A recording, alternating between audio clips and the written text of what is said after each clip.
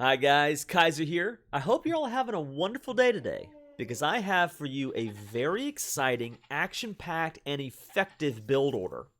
I call it the Jimmy James, and it is the 21 Pop Hun Man-at-Arms Rush. Now you might ask, Kaiser, why do you call it the Jimmy James? And that's because I believe in giving credit where it is due, and this is a build order I did not come up with myself, but I discovered it from the channel called Jimmy James 59. I've been a subscriber of his for a while now. He and I started our YouTube channels at around about the same time. And he does a great job putting out build order videos and different videos for newer Age of Empires players and tips and tricks, build orders and hints and that kind of thing. He's a really neat guy, really neat channel, so I encourage you to check him out. I'm going to have a link to his channel and to the video where he goes over this build order. And he probably does a more effective job of it than I will. But I wanted to share the love, spread this build order around. It is pretty effective. I've played several games with it, and I've had more wins than losses. It's been a very effective build order. So, what is the game plan? Alright, first thing that you do, start out like normal. 6 villagers on sheep, right? Then you're going to turn around and put 3 villagers on wood, and only 3. And the reason we can get away with that is because we are the Huns. We don't need to build houses. So early on, there's no real issue there just having 3 on wood. Once we have 6 on sheep, 3 on wood, we're going to turn around and get 3 more on that boar, sheep, kind of food under the town center, right? So you'll see here that with my 7th Feudal, I'm bringing in the boar, or in this case the elephant, right? And then 2 more onto sheep and boar, right? Here we go. So at this point, yeah, I've got 8 under the town center, right? Got to get a 9th under there. There we go. Once we have 9 vills under the TC, 3 vills on wood, the next 3 we're going to put onto berries. So notice how the numbers work out really well. 6, 3, 3, 3. Right? 6 on sheep, 3 on wood, 3 more on sheep/boar, and then 3 on berries. After we do 3 on berries, we're going to put 1 more onto boar. And then we're going to put 2 more onto wood. And then we're going to put 2 more onto gold. And one of those 2 gold villagers is going to build a barracks. And that sets us up in the Dark Age. So 6 on sheep, 3 on wood, 3 more on sheep/boar, 3 on berries, 1 on sheep, 2 on wood, 2 on gold. And then you tech up. And it is fast. And it does a great job of setting you up then into Feudal Age archer play, which we're going to get to see in this game. Not to spoil the game for you, but that's our game plan, right? That's what you're aiming for with this build order. We are on Arabia. Let's go ahead and kind of talk about the map a little bit here. We're on Arabia. I've got gold forward, which in this case works for me because that means I get to build my barracks forward pretty close to the gold. That works well. My opponent, Plowshare, which I think is hilarious, have the name Plowshare in a war game. If you know your Old Testament, of course, your swords shall be beaten into plowshares, and your spears into fishing hooks, and nation shall not war against nation. I'm paraphrasing at this point, but clearly with the Magyars, they're going to use the Plowshare as a weapon, at least in the virtual world of Age of Empires 2. Playing as the Magyar. So I'm thinking maybe Scout Rush, possibly something like that. And, he's doing okay, but I want to keep the focus on me. He's walling up, and that's going to work out for me because I am going to hit fast and hard. So hopefully I catch him before he completes that wall. That's the game plan. Okay. So notice I'm building the barracks, and I've got just enough wood and some change to get that mining camp down. So, by the time you tech up, you're going to have 5 vills on wood, 14 vills on food, and then 2 vills on gold.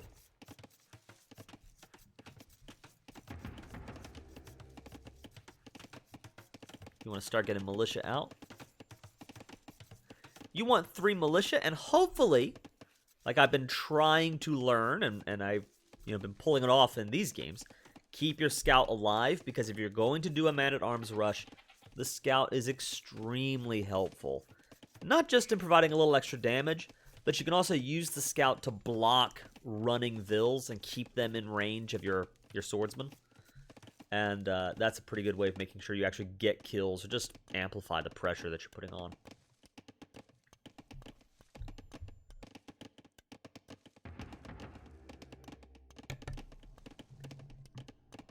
Alright, so I could probably be moving a little bit faster. I do not claim that the video that I'm showing you here is the perfect expression of this build.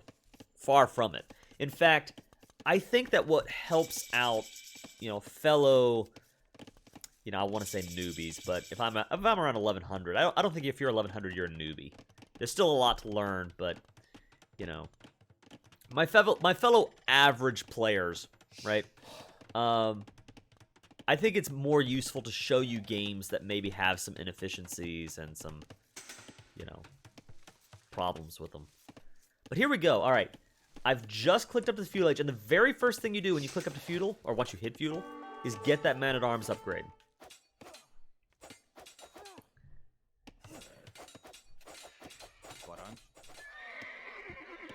Alright. Here we go. Now this is awesome, because what you're trying to do with the Man-at-Arms Rush, you are never looking for the killing blow. You're not looking for a knockout punch. What you're looking for are, to keep up the boxing analogy, little jabs here and there to keep him on his toes, to shake him up a little, to introduce idle TC time, idle vill time, force him to waste resources, right? So that's what's going on right now. And if he's going to chase me with his whole vill eco, that works for me. I don't want to take that fight. I would much rather keep my guys alive and waste dozens of minutes of vill time. Meanwhile, I've got vills back at home. I'm putting more on gold because I want to be able to afford archers. I've got an archery range up, and I should be pumping out more archers. Again, this is kind of an inefficiency on my part. I need to be moving my men-at-arms around. Men-at-arms. Yeah. I need to move the men-at-arms around. And then, while I'm doing that, produce archers. So, I'm doing that now, but it took me a little bit to get there. Alright. Back. At this point. Yeah, I should have pulled back and kept the pressure up. But I decided to finally commit and actually get some kills. I did get a couple of ill kills. No, I didn't. No, I did not. Don't listen to me. I did not get a single kill there. Look at that. See, that goes to show. A bunch of damage. No kills. And what was way more effective, if you look at, okay, no vill kills, idle TC time is almost the same. In fact, I have more than him. So you might think, oh wow, what a waste, right? But take a look at this last number. He's got 14 minutes of idle eco time. A villager standing around or just walking around doing nothing, right? Versus my 1 minute. And that means that, if you take a look, I've got more military on the field. I have, more vills than he does, or I guess we're actually tied on that front. But I've got a lot more resources banked than he does, and I'm collecting them faster. It's because of that right there. Okay, now what would have been maybe better, and what you will see other people do, is instead of banking your archers until you've got 6 like I have here, and I've got the fletching upgrade and everything. So this is going to be a really strong, hard-hitting Feudal Age push. But instead of doing that, what I could have done is streamed the archers in 1 or 2 at a time and kept the swordsmen alive and then used them in conjunction to back each other up. That would probably have been even more effective. But in this case, these are going to be some hard-hitting archers. They're in. You see how they slipped in right before Plowshare started the wall. I mean, not that he was anywhere near actually building it yet, but... Alright, scout down. And now, he's got to decide what to do with these... Yeah. He was thinking about maybe fighting me, but that isn't going to happen.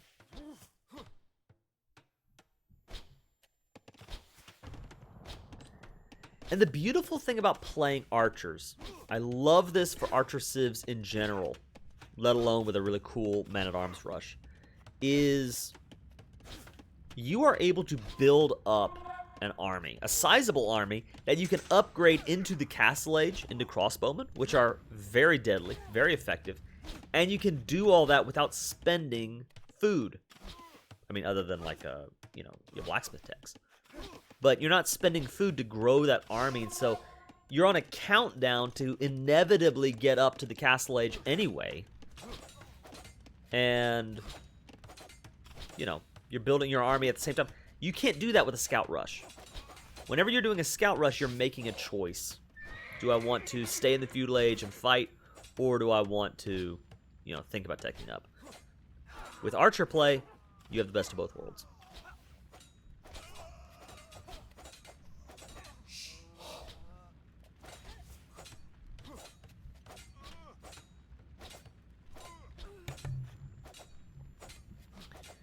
So these 5 archers finally go down. They've taken out 5 villagers at the same time. And, got, again, a lot. We're at nearly 40 minutes of idle eco time in a less than 20-minute game. So, feeling pretty good about that. And yeah, in the background, I've got 5 more archers. 5 more archers loaded up with fletching, loaded up with padded archer armor. So I got that +1 attack, the +1 range, the +1 melee and pierce armor. Very, very strong play right here. And I got more coming in reserve.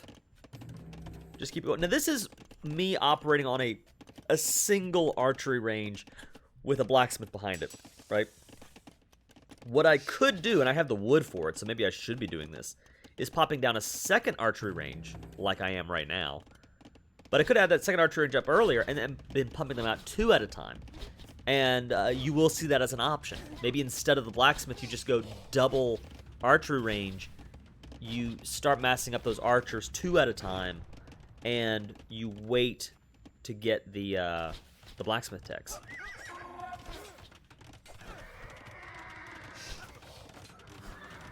Boom.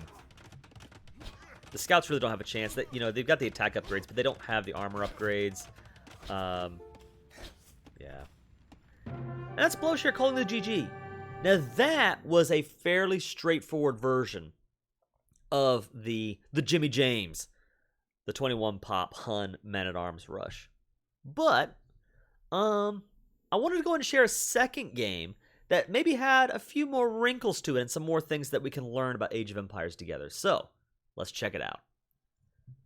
Okay, here we are.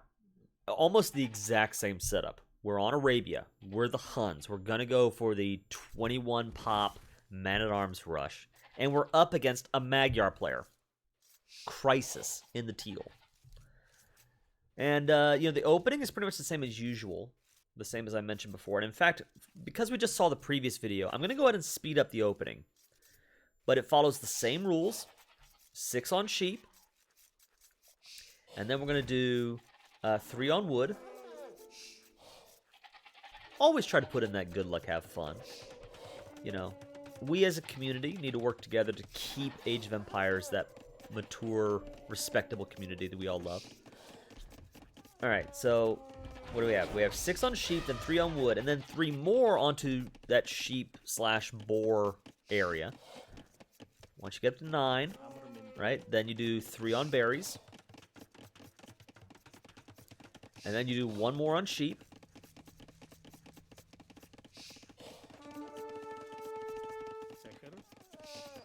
And I think I actually make a little bit of... Let me double check. Let me check myself right here.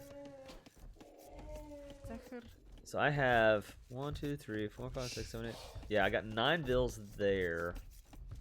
Because then I put the next one on wood. I think I made a mistake, and I was thinking about putting the 2 on wood first. Regardless, what it should be is 6, 3. Well, no. Yeah, 6, 3, 3, 3. Then 1 more on sheep. Then you do 2 more on wood, and then 2 on gold. This time, I don't really notice this gold over here, and I don't know that I would want to take it if I did. I've got back gold, so it's sort of awkward. I want to put the barracks forward so the militia can get there faster.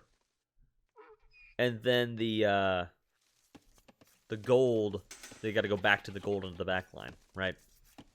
So, that's always fun. My opponent, this is a little scary, teching up to the feudal age on 19 vills. So I'm wondering, does Crisis have a plan of his own? Or is he in the middle of a crisis?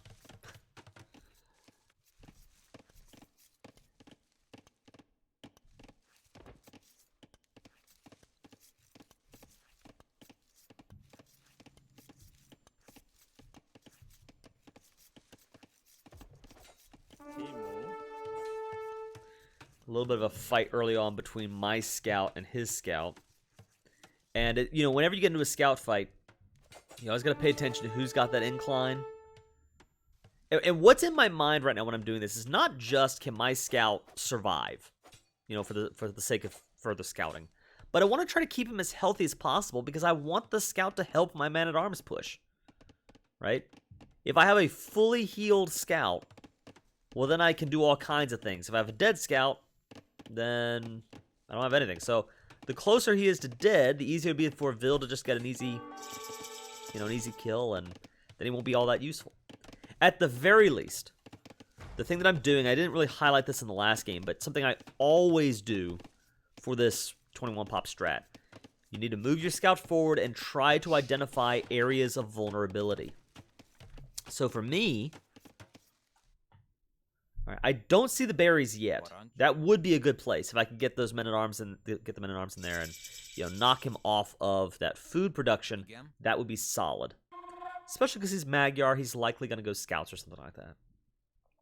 But what I do see is this lumber camp here. There is an opportunity if I can get in there and disrupt the wood production. That'll slow him down pretty bad. Bad news for me is his scout sees my guys coming in, and almost immediately small walls. Good for him.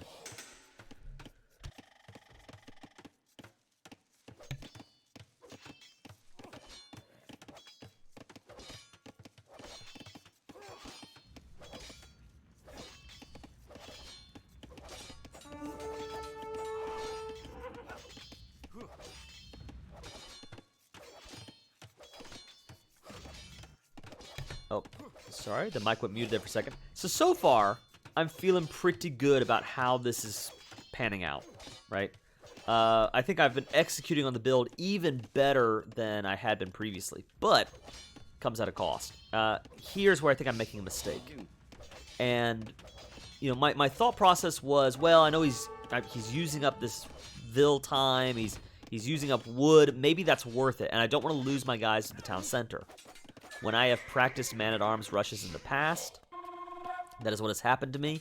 I put all those resources into the swordsman just to look away at the wrong moment and have them die under the TC. Right? So I did not want that.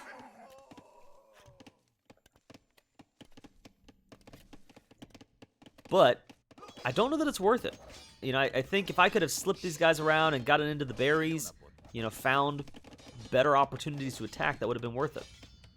So I think this is a missed moment here. Learn from my mistakes. Do some patrolling. See if you can find better opportunities. Regardless, I will say this. He is right now sitting at 2.5 minutes of idle TC time, which is 1.5 minutes more than me. He is at 14 minutes of idle eco time to my 4-ish minutes. Now again, to give him credit, he's rushing me back with scouts, and he's getting kills. I am not. So I still have a lead, but only for a little bit.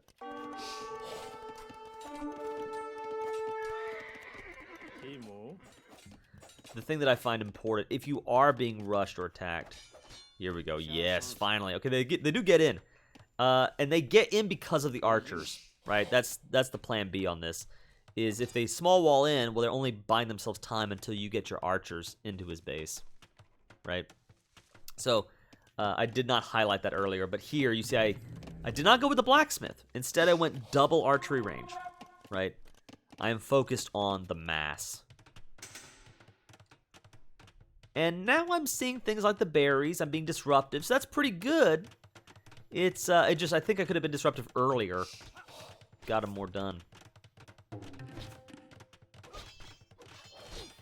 I see an opportunity. You know, the house has negative melee armor when it's not fully constructed. So I'm just going to make him waste his wood. Boom.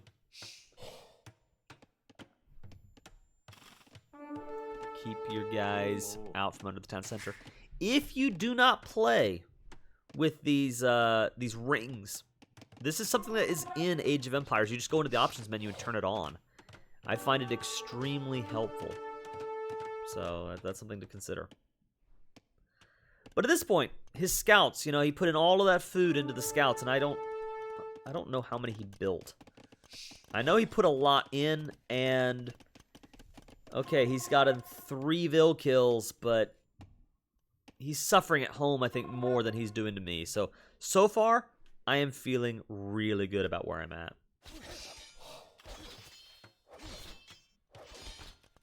Now, I'm kind of in an awkward situation. I cannot press on any further through the town center without getting shot by the TC. And I can't really loop around the back way. And now I can't get through at all without, of course, this watchtower. So the only thing I can really do is sort of block him off of these resources. And this is a great thing. Harass his farms, you know, and the farmers. So if I can get farmer kills, that's the best. But even if you can't do that, just destroy the farms themselves. That's, you know, he has spent wood for 155 food, and you just get to walk in and go, nope, sorry. You know, you don't get that. That is a good feeling. And it's doing serious damage to him, you know. Excuse me. So, I have 8 archers in his base. I've got 8 more on the way. Do be careful of this. That moment right there could have been bad. If he had caught that before I did. Yeah. Something about the swordsmen and the archers, the feudal units. They just love walking right into the town center's line of fire and go, hey, I'm here. Shoot me. Just shoot me. I bet you can't. I bet you won't. It's ridiculous. Alright. But I take down his mill. Yes.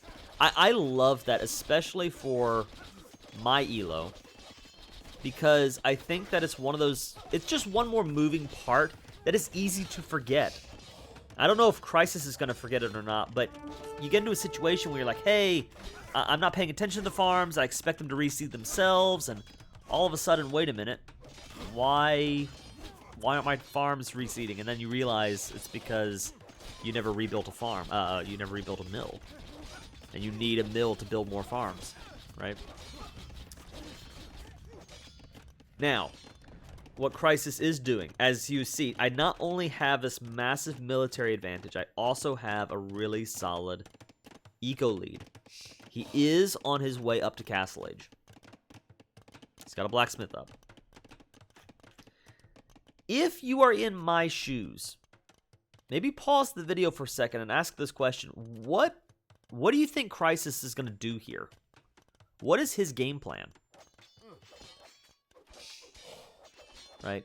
If you're in my shoes, what should you be aware of? The moment that you hear this sound coming up, 3, 2, 1. There.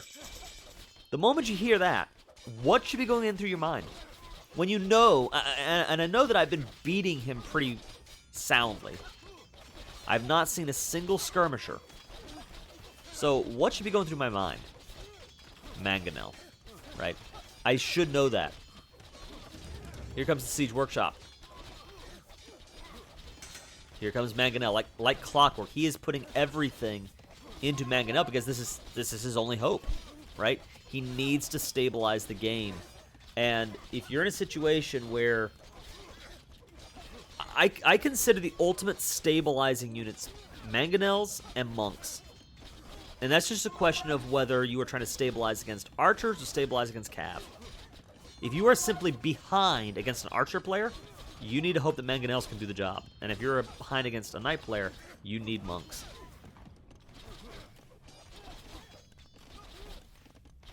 Unfortunately,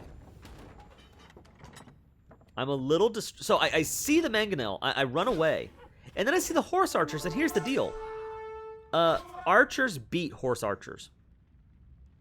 I don't think they have any particular bonuses, but they have more HP, they have farther range. So even though the cav archers technically, I think, do a little bit more damage, archers beat cav archer. And I get distracted. Yeah. Ouch. Ouch is right. So that's mistake number 1. Mistake number 2 that we're going to see in a second. All right, I've got my 14 archers, 12 archers here, right? 2 more there. So I got 14 archers, and they've just become crossbowmen. And maybe it's because I just, teched into crossbowmen. I've got crossbows on the mind. And I decide this game I'm going to stay on crossbows.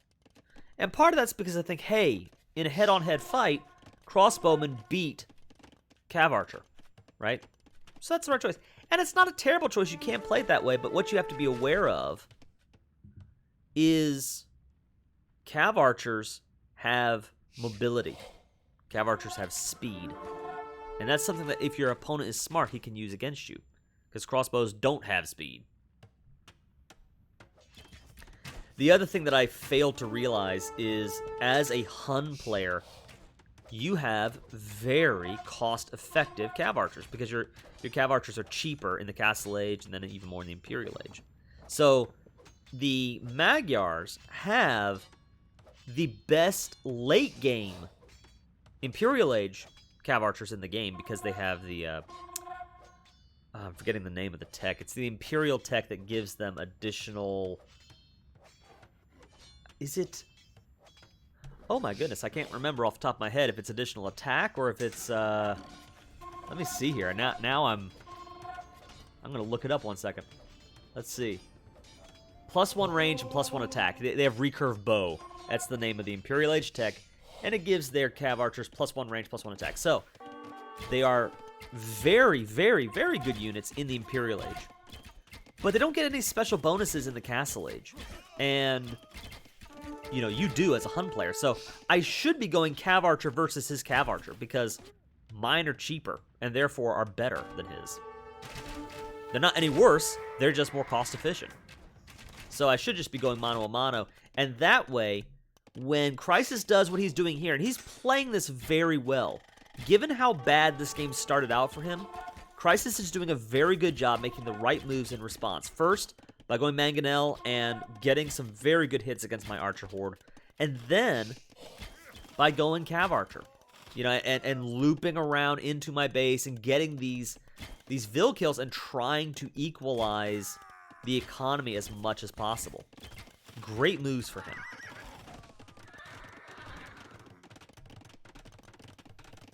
Now I'm having to send my crossbow army back to try to deal with these guys so that they can't just harass my economy willy-nilly. I sort of realized at this point I had wanted to do a 1 TC all-in play and just end the game quickly off of the pressure. But I'm realizing I'm going to need town centers, if for no other reason than to make sure that I can't be raided with impunity.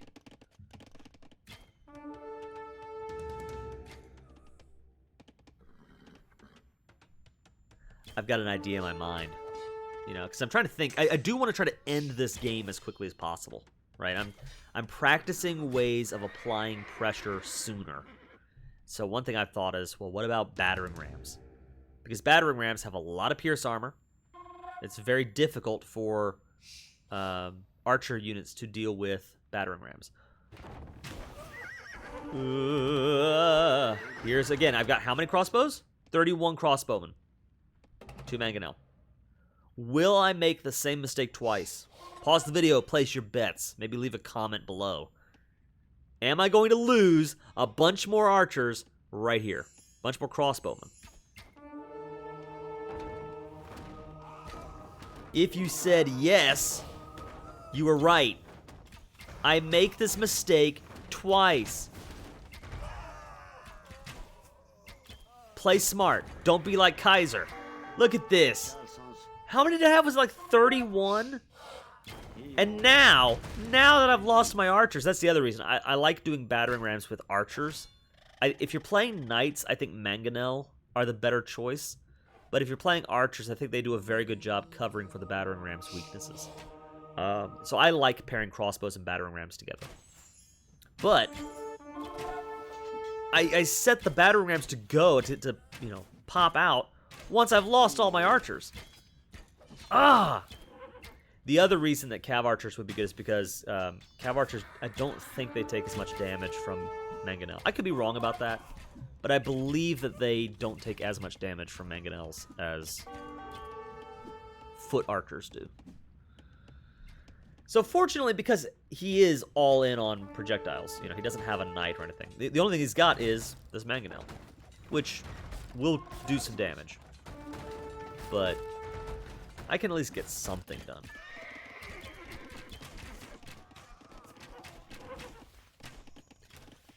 One thing I'm realizing I need very badly, especially when you're up against fast-moving targets like cav archers, you need to get ballistics. I've got the university up, and it's just taken me forever to actually get the resources to get that tech. I should be selling some wood right now. But what I'm telling myself is, I think a part of what's going on is I'm wanting to make sure I actually have units on the field. I don't want to waste my resources on critical technologies when there aren't any units to take advantage of it. So get up an archer mass first, then get ballistics. So I'm having to start over for the second time now. Here we go, finally getting a TC to protect myself, because I'm realizing this game is not going to end as soon as I want it to. I was hoping, I didn't see. I was hoping that this forest kind of blocked him in here, but alas.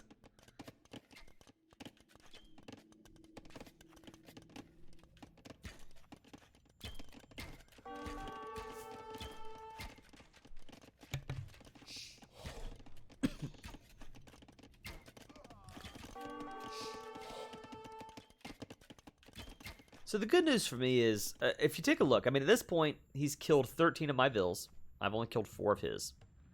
So as far as raiding goes, he's been far more successful than I have. But the pressure has been overwhelming on his end. And I think that's the reason why I'm up. Even now, even with all the extra vills he's killed, I'm up basically nearly 20 vills on him. Right? It's just the pressure. I say this all the time. I don't know how many times I've said this on this channel, but it's one of my favorite things to say.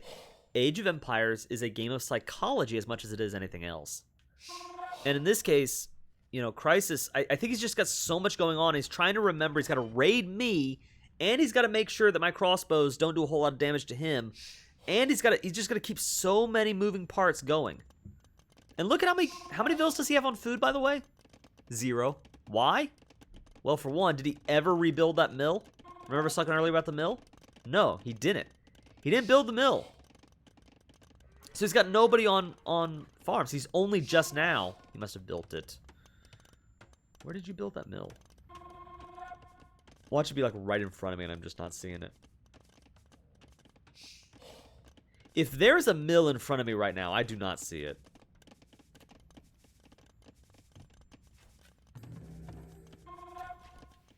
Looking for like a windmill. Okay, that is weird. Aha! Sorry, I got so distracted by the windmill. Alright, so I got some mangonels out of my own.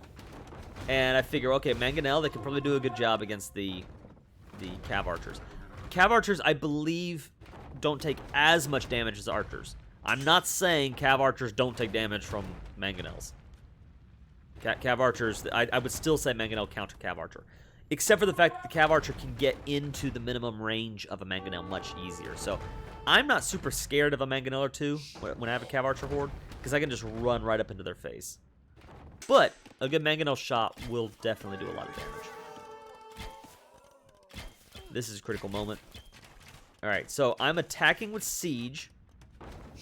And I've got knights to protect the siege. Just a couple. I am learning to value diversity of the army. You know, if you're going to play archers, mix in a couple of knights. Just so you can knock out the occasional mangonel or, you know, the occasional group of skirmishers or whatever, right? If you're playing knights, you know, have just a couple of, again, a couple of, I wouldn't say a couple of archers, but probably like a couple of, well, you want things like a couple of monks, or you want things like a few siege units here and there. You want to consider, you can actually, with knights, mix in a couple of infantry, because what are they likely to throw against your knights? Spearmen. And what can you use against spearmen? Infantry, right? Or a small force of skirmishers or archers would do the trick too, right? Anti-spear options. Diversify. This was pretty big because he kind of had a group of cav archers over here, cav archers up there. He was trying to bring them together, and in bringing them together, I got my crossbows right in position to get a couple of big kills. I haven't wrecked him, I haven't ended his game or anything, but it was helpful to kind of thin that herd of cav archer out a little bit. Excuse me. So even now, he's only got 4 vills on food. And I would, so we're like, what, minute 44 into the game? He's only got 4 vills on food, and I'm crediting most of that all the way back to my early push with the men-at-arms.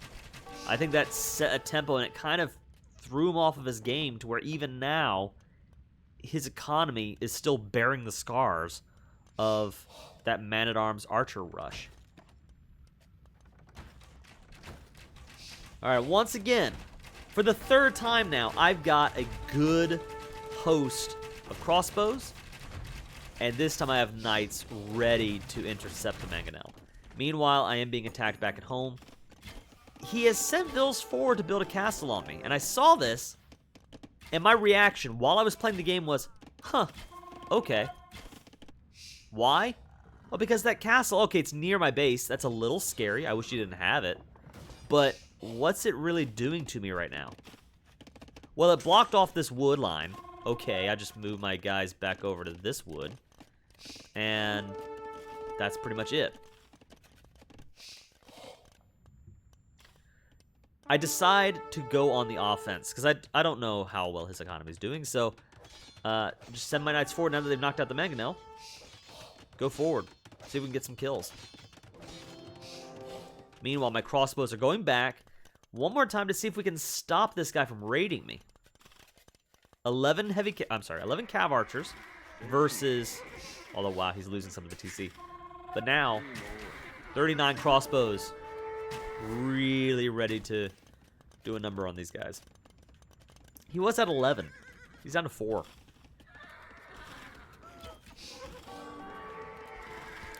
It's beautiful stuff. You know, he only had the Feudal Age armor upgrade. I have the Castle Age arrow upgrade, which does affect the damage that town centers do. It does not affect the range of the town center. It's weird. I believe the town center is the only building that is influenced by the damage but not the range. So, like the castle, the range of my castle is influenced as well as its damage. But anyway, town center really helped wipe them out. I'm now on my way up to the Imperial Age, and at this point, he's lost his army. Even though, and he's done a great job raiding me. Look at this. And let's give Crisis a round of applause. You know, kudos in the comments below, because Crisis has 30 vills that he's taken off of me to my 7.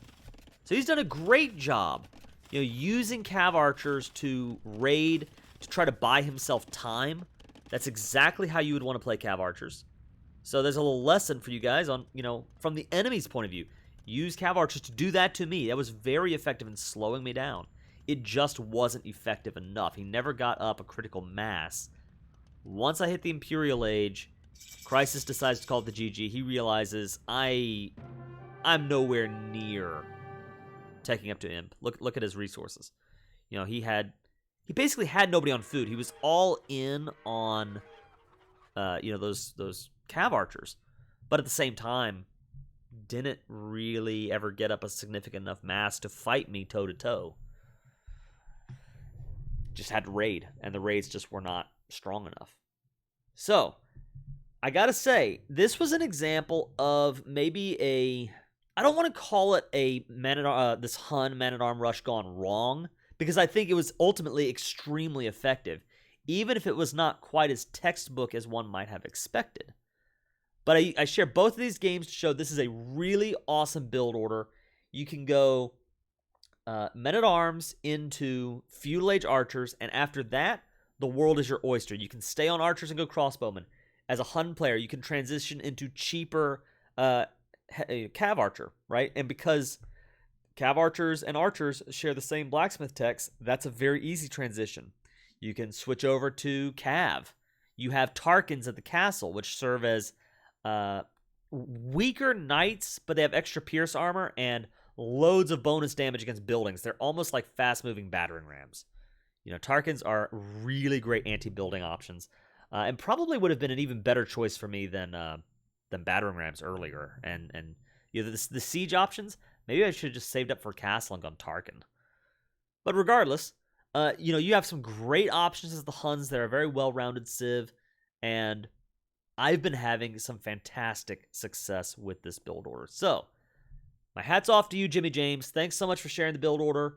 Again, I'm going to leave his information in the description below.